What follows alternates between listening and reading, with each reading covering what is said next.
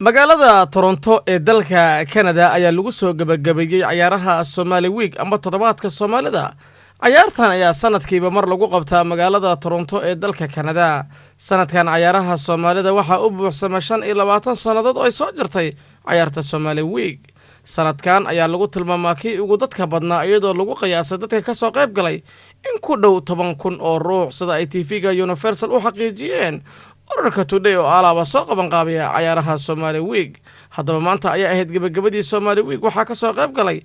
ekiis ra'iisul wasaarihii hore ee Soomaaliya Maxamed Cabdullaahi Farmaajo iyo gudoomiyaha baarlamaanka dalka Soomaaliya Maxamed Sheekh Cismaan Jawaari oo koobka gacanta u geliyay kooxda TMT Columbus Ohio kadib markii ay guusha ku raacday 3-2 ay kaga badisay kooxda caanka ee Brander ee ka dhisan magaalada Toronto. ciyaaraha sanadka ayaa waxaa xusid mudan inay ka soo qayb galeen 12 kooxood oo ka kala yimid wadamada Midowga Yurub iyo Mareykanka iyo wadanka martida loo yahay ee Canada. haddaba gabagabadii waxaa hadal aad u qiimo badan halkaas ka jeediyay ekiis ra'iisul wasaarihii hore ee Soomaaliya Maxamed Cabdullaahi Farmaajo iyo gudoomiyaha baarlamaanka dalka Soomaaliya Maxamed Sheekh Cismaan Jawaari oo labadaba si gaar ah u xusay wiil dhalinyaro ah oo isla markaana ka mid ahaa macallimiinta Soomaalida ee dalka Canada oo bartamihii sanadkii hore lagu dilay magaalada Toronto ee dalka Canada. koobkana loogu magac daray kaasoo lagu magacaabi jiray Abshir Xasan Axmed.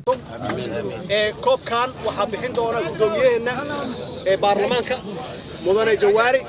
Dr. Jawaari Professor Jawaari saa u jeedaan oo ah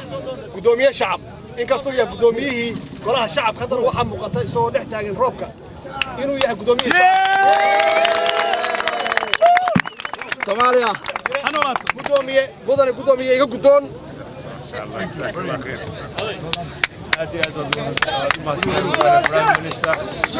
أي فرحة وين يا شرف إن المانت إذا كان قيب قال 25 سنة هول أتصور دين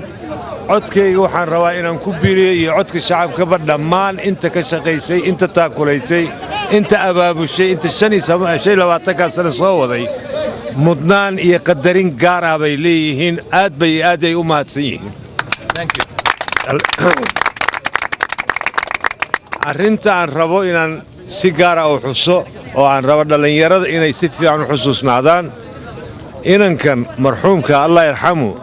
Abshir sababta uu dhintay markas inaad xusuusataan sababta uu dhintay waa arrin aan aad u qurux badnayn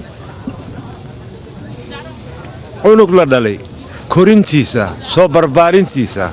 waxaad garab dhigtaa iyo waxbarashadiisa iyo heerka uu gaaray barbardhig xabad rasaas ah oo $1 joogta wax fiican maaha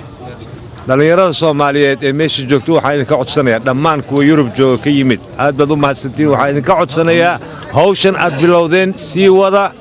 mahad gaar ah aan u celino dadkii dhalinyaradii oo cuslaatay oo hore u soo ciyaari jirtay waxaa joogaan mahad gaaray mudan yihiin ayaga dhammaantood waxaan aad u jeclaan lahaa inaan salaamo laakiin xoogaa roobka kala ciiriyaan malaynahay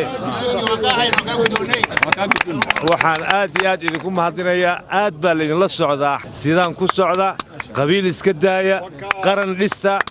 waxbarashada ha la fiiriyo dalalka aad la joogtaa idin adabkareeyeen dhaqankooda ha la barto mahad Carabo Cali telefishinka Universal garoonka Centennial Park Toronto.